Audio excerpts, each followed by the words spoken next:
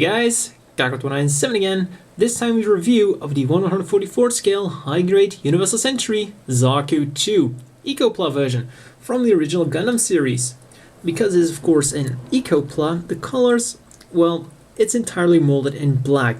But it's not just normal black because the plastic is recycled, so if you look really closely you can see small shimmers of different colors. Like really small specks of different colors. So it's an interesting color. From afar it just looks black, but when you close up it's like a little galaxy. And then for stickers you only get the eye camera, of course. That's all you get. Onto Articulation. And it has some pretty nice articulation for 2003. The head goes up until it pops out. So not really a lot up and down. It does go a little bit forwards and backwards with some chicken movement. Rotates around all the way. It also has a movable mono eye, but it's a serious pain because the mono eye, of course, isn't molded in because it's an older kit, so you can't grab a toothpick and push it around. You'll just ruin the sticker, believe me. So what you have to do is you have to try to remove the entire scalp, which is annoying, and it can take quite a while to do and might ruin your fingernails while you're at it. And if you're not careful, you might ruin some pegs. So it's sufficient to say that if you're going to change, or if you're going to move the mono eye around a lot, trim the pegs down a bit. Well, that was easy, wasn't it? So, when you finally have it disassembled, you see that there are two pegs here, and that's as far as the mono eye can go. So you can get it. You can get it like this to there. And then you have the painful process of trying to align the eye and being very careful not to knock it off. There we go. It's quite centered, but not really. So that's the annoying part with this mono eye. You can never get it quite centered. It's always like a little bit to the left or a little bit to the right. So have fun with that. Onto the arms. For starters, the shield here is on a ball joint, so it will wiggle around and turn around. So it can go out of the way so that the arm can move up all the way like that. On the other arm, the spike shield here goes out on a hinge. It can also go up all the way like that. Then it can go out really nicely like that. And that's really good for holding the weapons with both hands. Then the arm will rotate below the shoulder. And the elbow is unfortunately just on one joint, but you still get 90 degrees. And the hand is always on a ball joint, so it will wiggle around, turn around, and do everything a ball joint does. The waist, unfortunately, does not move. It's just one solid piece. So it's a bit unfortunate, but yeah, it is a Zaku and these hoses do get a little bit in the way. And it is an older model, of course. Then the legs can go out really nicely like that. The side skirts go out like so. They go up all the way like that. Then they're on a double joint. Oops. And they can bend until they pop out. Let's try putting that back in. Then, And that means that the angle of the leg is determined by how far you're willing to pull out the leg. So this is about as far as it goes before popping out. But this, now come on, stay in there. Not gonna do that again. So that means that you can get him into a very nice crouching position. And that's not something a lot of mobile suits can pull off really easily. And he just pulls it off like that.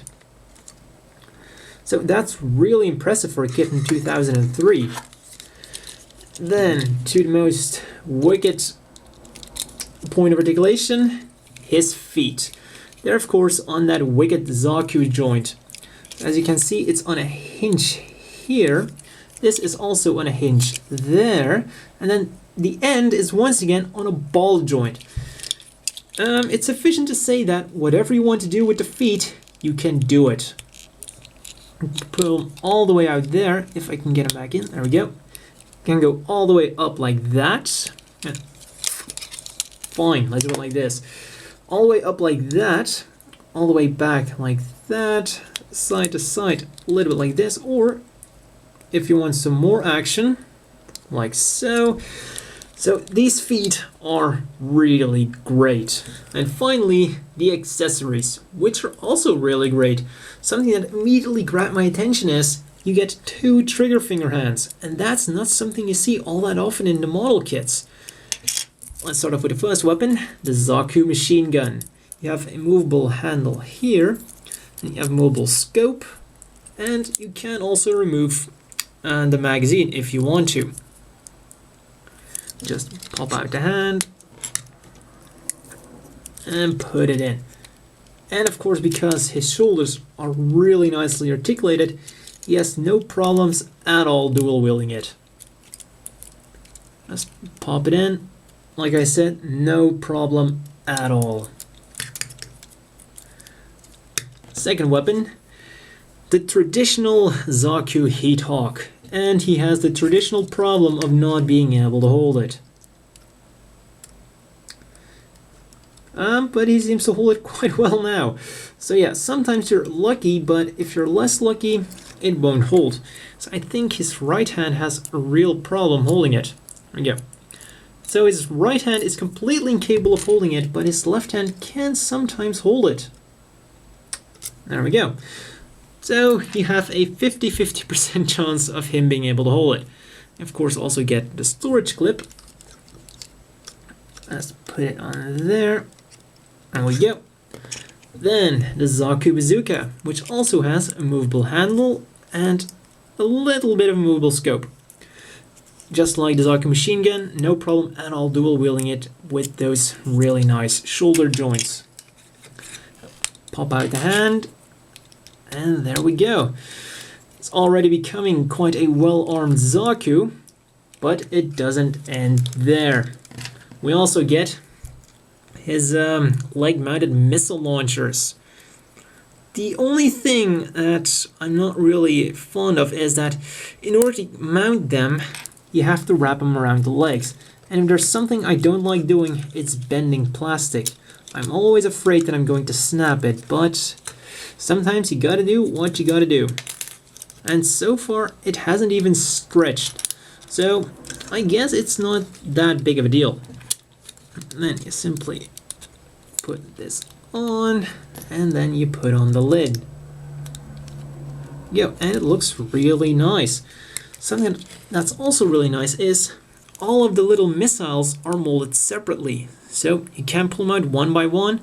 If you're going to make a diorama or a stop motion, or if you just want to have him displayed with some of his missiles shot out, that's really nice. And all of them are in there really securely. I think one of them was a little bit more loose than the others, but overall they're not just randomly going to fall out. And that's all for accessories. That means there is one important accessory missing for a Zaku. We don't get a command antenna, which is something that's a real shame because I really like to display my Zakus with the antenna. And I think a lot of people also like the antenna. So, really unfortunate. A quick final thing about the weapons is that they're both a bit wobbly in the hands. The machine gun has it the worst. It doesn't really like to stay up and will also flail around a little bit. But, of course, once you have it propped up or something, that's not a problem. Same goes for the bazooka. It's a little bit loose, but when you have it onto the shoulder like this, no problem at all. Finally, there's also a little hatch on the back here to store the bazooka, which is unfortunately almost impossible to open up. But looks like fantastic. It took me an hour to get open before the review, but while I'm doing the review, it opens up instantly. And then just put the bazooka on there. It's a bit wobbly, but overall, it should stay just fine. There you go. As always, the inevitable question is, do you want to buy this? And unfortunately, the answer is no. And the Ecopla version, maybe, but if you're planning on buying the normal version, absolutely not. The main problem for me is the head. For some of us, it just looks goofy. And for me, a Zaku is a badass mobile suit that almost threw the Federation into submission. This kit does not give me that vibe at all. On top of that, the mono eye is a pain, you don't get a commander antenna, so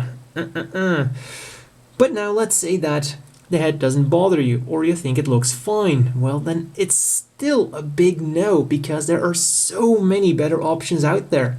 If you want an Ecopla, buy something like the Gundam, or the Gundam Mark II, or the Gun Cannon, or even the Goof. Even though the articulation is pretty bad, the looks are way better. Or if you want a Zaku, well then simply go for the Zaku 1. Articulation is way better, accessories are the same, and looks are way better as well. And for the exact same price. Or if you want a Zaku 2, go for the one from the 8MS team. It's cheaper, looks a hell of a lot better. Articulation isn't exactly as good, but you do get customization options. So overall, I'd say this one is a lot better, even though it's a lot older. Or if you want a Zaku 2 with articulation, looks, and accessories, go for the Zaku 2 F2. You pay a bit more, but you get a hell of a lot more. So the main problem with our poor Zaku 2 here is that he just hasn't aged well. And his younger brothers are just a lot better, and even his one older brother. So, unfortunately, he just isn't exceptional enough, and the head for me really kills it. And if you want to go retro, go for this guy. So, that's all for this review, and see you at the next one.